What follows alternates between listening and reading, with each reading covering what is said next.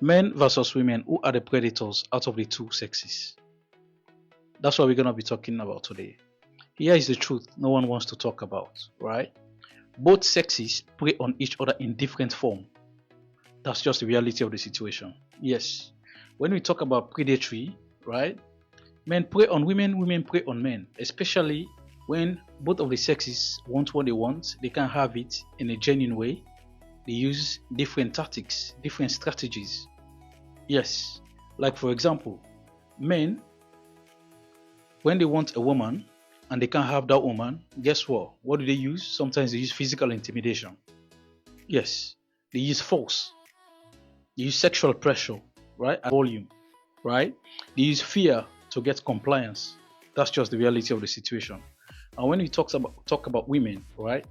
How do women use their predatory pattern, right? They use emotional manipulation. Yeah, they use emotional manipulation. They withhold affection. Yes, that's what they do. They withhold affection. They use leverage over sex. So what they do, they leverage sex, right? And then their beauty. Sometimes they don't look after themselves. They do it on a purpose when they're in a relationship, just to make the man get turned off, right? In order for the man to call off the relationship, right? So they use all this social image, this extraction, to get what they want. That's just the reality of the situation. So what is the core difference between a man and a woman? The way they use their predatory form, right? For men, they weaponize power, right?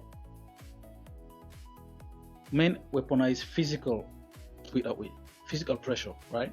So, and then conversely speaking, women weaponize influence, right? Women use pressure psychologically, right?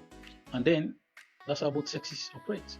That's just the reality of the situation. Both sexes are both forces are destructive, because a man using pressure, using force, is destructive because you're not allowing the woman to make her own decision genuinely, or to be consent into going to a relationship, right? That's why we have rape cases in courts, in penitentiaries or prisons, right? We have women coercing men into going into a relationship or extracting what they want from men, right? But guess what? All this is a different form. Both of the sexes use to get what they want. Women use coercion, finesse, right? Manipulation, whereas men use force, physicality, physical aggression, size, volume. So it's not like it's only women that are predatory. Men are predatory as well in different form. I mean, use force, size, volume, aggression, whereas women use manipulation, finesse, right? Coercion. That's how they position themselves strategically. So if you know the game, how to position yourself, you can escape from this trap, right? But don't be fooled by other creators telling you, oh, women are the only predatory beings or sex that goes after men to prey on them. Men do as well in a different form, right? So yes, both sexes apply predatory forms, predatory patterns or tactics to get what they want. So it depends how we look at it from the angle you're coming from. But if you're thinking it's only women that are predatory, then you might think again, because your brain is kind of distorted. You have to have a clear view that when it comes to coercion, when it comes to finesse, when it comes to strategy, both sexes use different strategies. We are predatory animals, right? We do whatever it takes to get what we want, because adaptation is the key. If we can get what we want through the right means, we use other crooked means to get what we want. So us men, we use physical force, right? Intimidation, right? Pressure, size, volume to get compliance. Whereas women use what? Psychological pressure, right? By using manipulation, finesse, coercion, different tactics. So you can't blame women for getting what they want, because the world we know, of course, is all about how you play the game. If you as a man, you let a woman coerce you or use manipulation against you, it means the woman is wiser than you, right?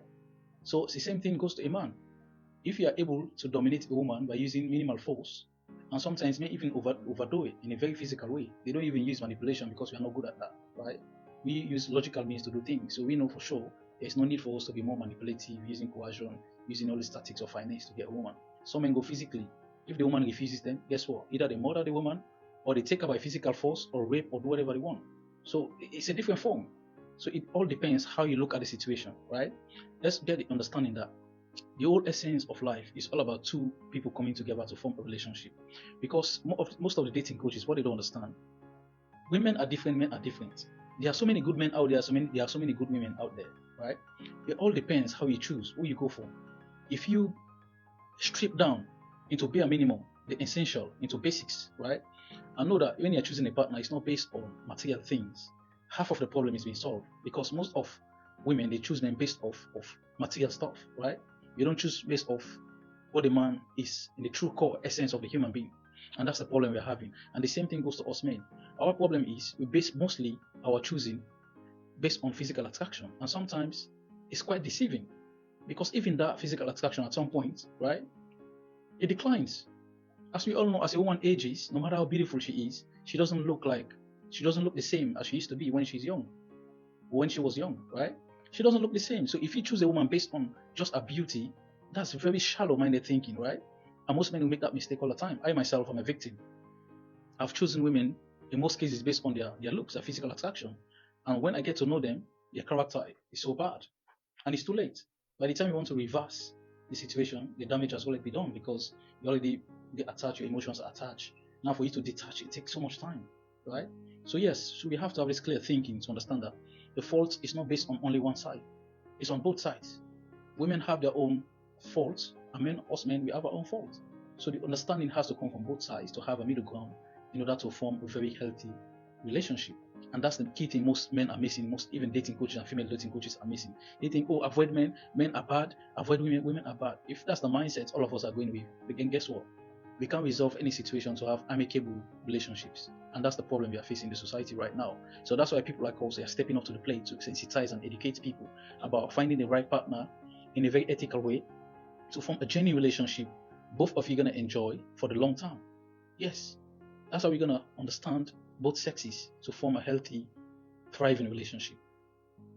So I'll stop here for now.